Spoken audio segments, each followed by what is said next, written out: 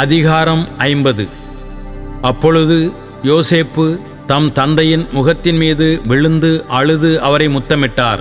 பின்பு தம் தந்தையின் உடலை வாசனைப் பொருட்களால் பாதுகாப்பு செய்யும்படி தம் பணியாளர்களான மருத்துவர்களுக்கு யோசேப்பு கட்டளையிட்டார். அவர்களும் அப்படியே செய்தார்கள். இதற்கு 40 நாட்கள் தேவைப்பட்டன. ஏனெனில் ஒரு சடலத்திற்கு முறையான பாதுகாப்பு செய்ய 40 நாட்கள் தேவைப்படும். எகிப்தியர் அவருக்காக 70 நாட்கள் துக்கம் கொண்டாடினார். துக்க நாட்கள் முடிந்தபின் யோசேப்பு பார்வோனின் வீட்டாரிடம், உங்கள் பார்வையில் எனக்கு தயை கிடைத்திருக்கிறது என்றால் பார்வோனின் செவிகளில் இவ்வாறு சொல்லுங்கள், என் தந்தை, நான் சாகும் வேளை வந்துவிட்டது. ஆகவே நான் எனக்காக கானான் நாட்டில் வெட்டி வைத்துள்ள கல்லறையில் என்னை நீ அடக்கம் செய் என்று சொல்லி என்னிடம் உறுதிமொழி பெற்றுக்கொண்டார். ஆகவே இப்பொழுது நான் அங்கே போய் என் தந்தையை அடக்கம் செய்துவிட்டு வர எனக்கு விடை கொடுங்கள் என்றார்.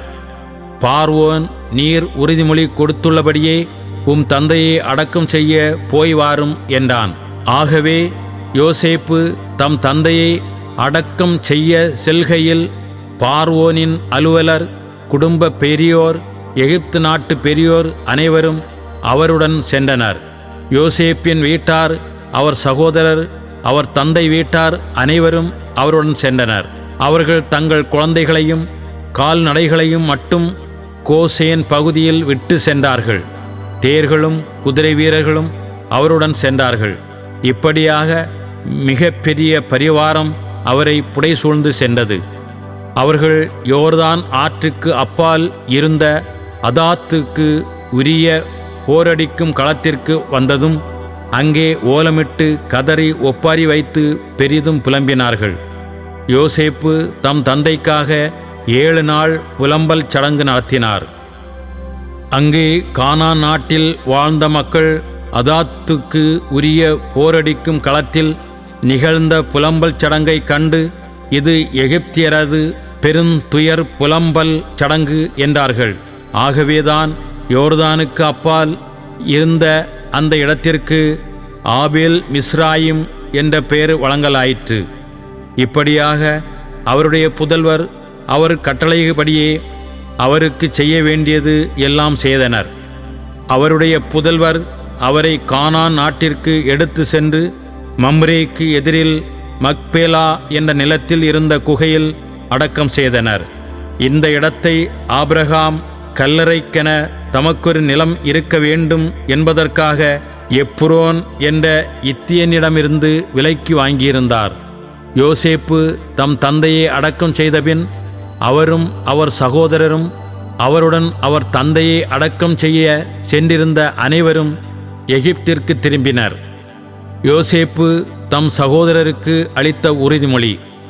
அப்பொழுது யோசேப்பின் சகோதரர் தம் தந்தை இறந்துவிட்டதைக் கண்டு, யோசேப்பு நாம் அவருக்கு செய்த அனைத்து தீமைகளையும் கருதி இப்பொழுது நம்மை வெறுத்து உறுதியாக பழி வாங்குவார் என்று தமக்குள் எண்ணினர்.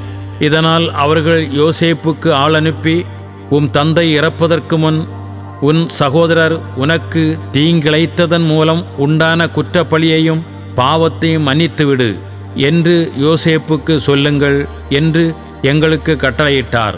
ஆகவே இப்பொழுது உம் தந்தையின் கடவுளுடைய அடியார்களாகிய எங்கள் குற்றப்பழியை மன்னித்தருளும் என்று செய்தி அனுப்பினர். இதை தம்மிடம் அறிவித்தபோது யோசேப்பு அழுதார்.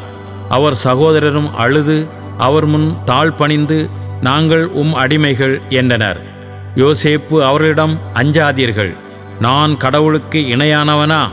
நீங்கள் எனக்கு தீமை செய்ய நினைத்தீர்கள், ஆனால் கடவுள் அதை நன்மையாக மாற்றினார். இன்று நடப்பது போல் திரளான மக்களை உயிரோடு காக்கும் பொருட்டு இவ்வாறு செய்தார். ஆகவே இப்பொழுது அஞ்ச வேண்டாம், உங்களையும் உங்கள் குழந்தைகளையும் நான் பேணி காப்பேன் என்றார். இப்படியாக அவர் அவர்களுக்கு ஆறுதல் அளித்தார்.